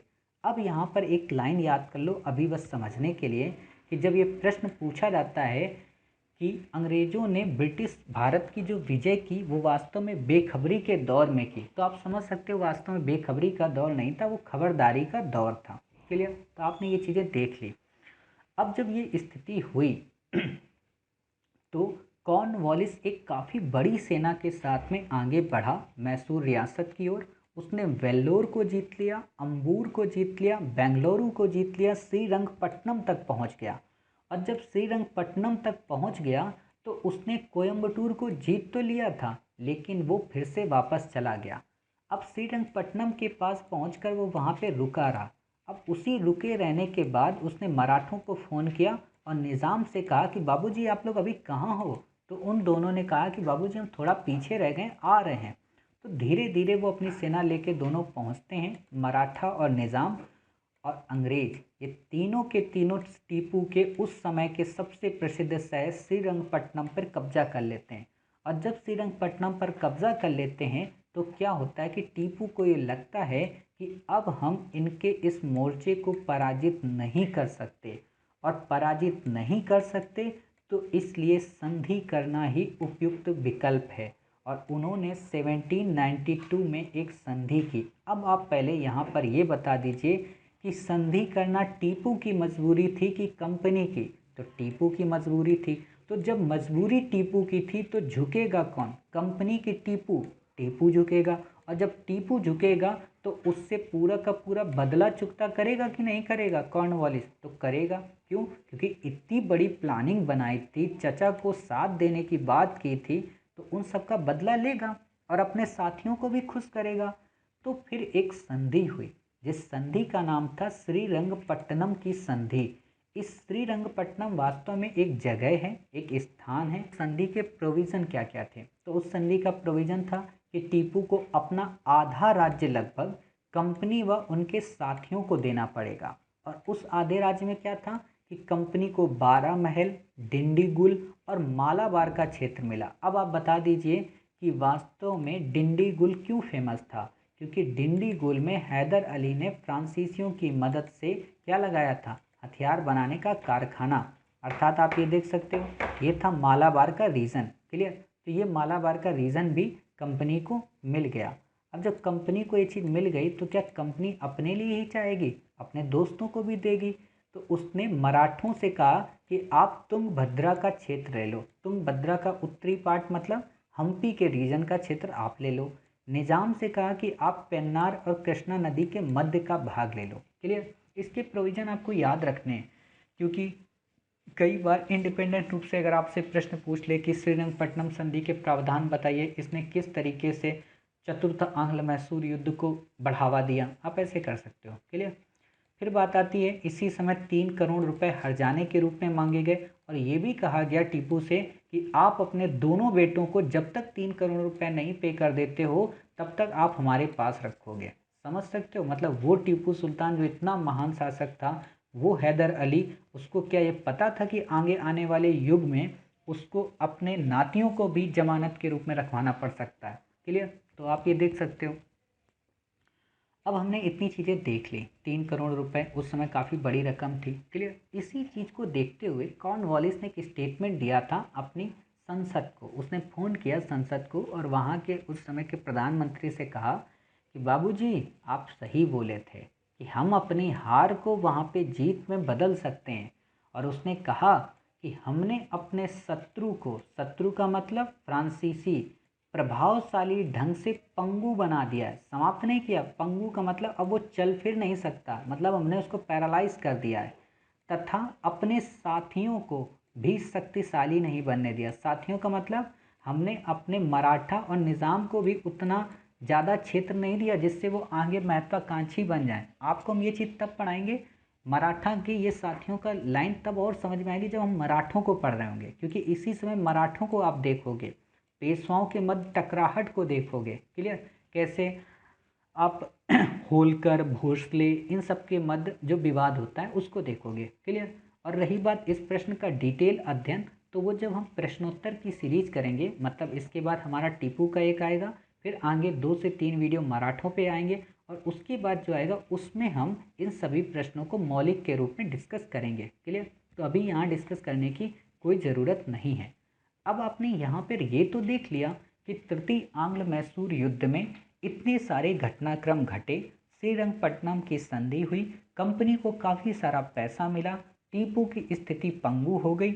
लेकिन उस समय 1799 में, या कह सकते हो कि 1798 में, भारत में एक और गवर्नर आता है, उसका नाम था वेलेजली। देखो वेलेजली जब हम पढ़ते हैं ना तो यहाँ पे कंफ्यूज हो जाते हैं, एक है लॉर्ड वेलेजली और एक है आर्थर वेलेजली। क्लियर। वास्तव में दोनों भाई भाई थे, एक सेनापति बना था, एक बना था गवर्नर। तो जब हम प्रश्न पढ़ते हैं ना तो वहाँ हम आपको बताएंगे काफ़ी अच्छी तरीके से कि टीपू बाढ़ की उस लहर में बह गया, तो उस प्रश्न को हम सॉल्व करेंगे तो वहाँ आपको हम बताएंगे काफ़ी डिटेल से। अभी यहाँ नहीं हमें समझना है। क्लियर। तो 1798 में वेलेजली आया। वास्तव में वेलेजली आया कि भेजा गया? भेजा गया। किसके द्वारा भेजा गया? ब्रिटेन की संसद के द्वारा। क्यों भेजा गया? क्योंकि अब भारत को उसे जीतना है। कितनी स्पीड में? काफ़ी स्पीड में। क्यों? क्योंकि घेरे की नीति पूरी हो चुकी थी, अब सब्सिडरी अलायंस लाना था, अर्थात सहायक संधि को इम्प्लीमेंट करना था। समझ रहे?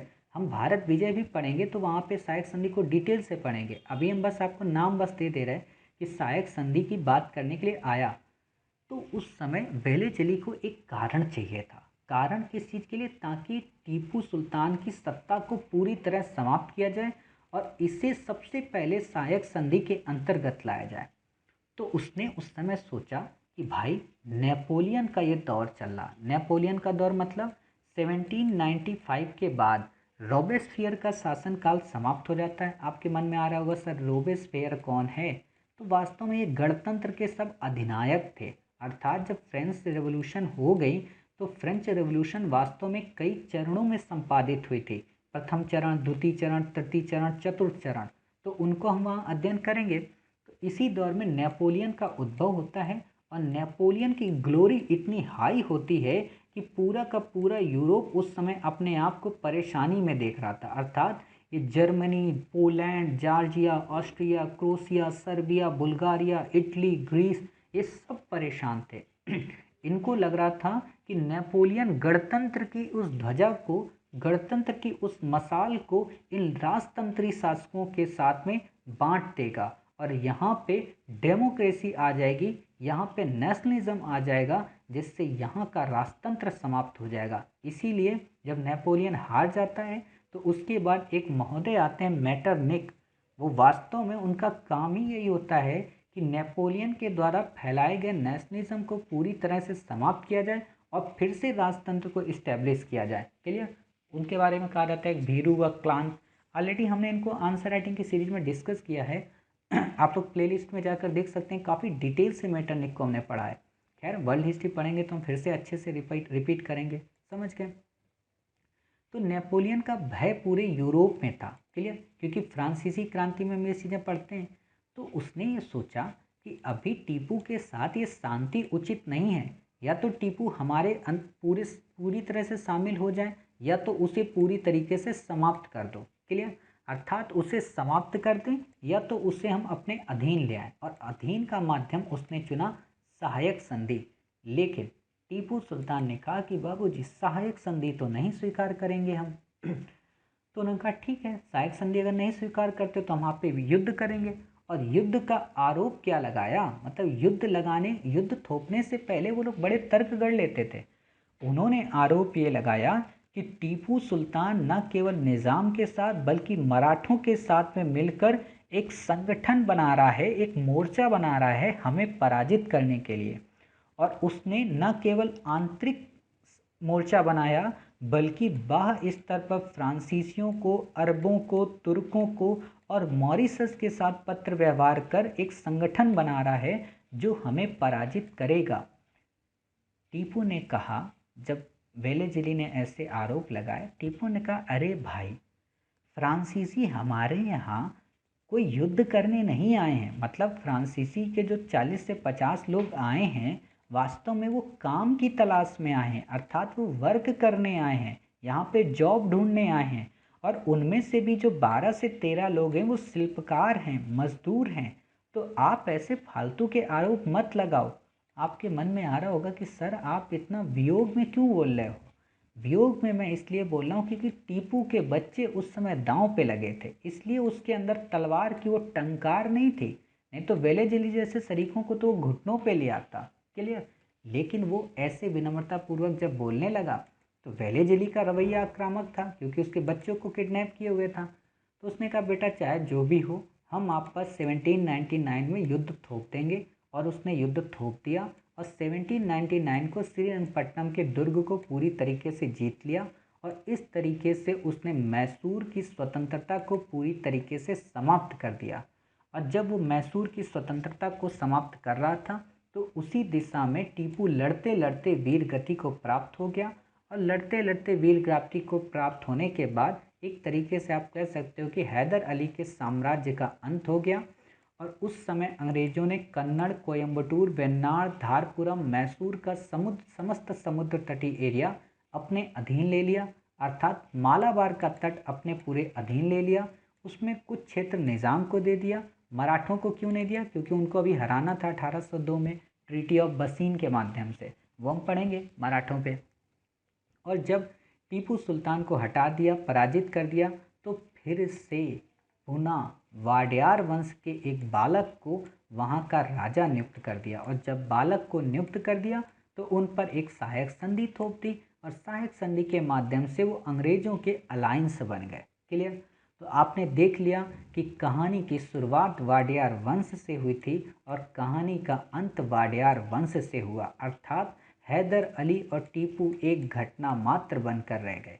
तो आपके मन में ये उठ रहा होगा सवाल कि क्या सर वास्तव में टीपू सुल्तान योग्य नहीं था? क्या सर वास्तव में टीपू सुल्तान दूरदर्शी नहीं था? क्या सर वास्तव में टीपू सुल्तान ने कोई सुधार नहीं किए थे? क्या सर वास्तव में टीपू सुल्तान को हम उस युग का महानायक नहीं बता सकते? तो आपके इन तमाम प्रश्नों का उत्तर हम अपने अगले पार्ट में देंगे। वहाँ पर हम आपको बताएंगे कि टीपू सुल्तान का मूल्यांकन करते वक्त हमें किन किन बातों का ध्यान रखना चाहिए। वहाँ हम बताएंगे कि टीपू सुल्तान को लेकर विश्व स्तरीय जो हिस्टोरियंस हैं वो कैसे उसको एक नायक, एक महानायक या फिर उसके व्यक्तित्व पर आक्षेप लगाते हैं। वहाँ हम आपको बताएंगे कि टीपू सुल्तान में और उसके पिता में कौन कौन सी बातों का या किन किन बातों को लेकर भिन्नता थी, या दूरदर्शिता की स्थिति को लेकर कहाँ पर वो सफल थे और कहाँ पर असफल थे।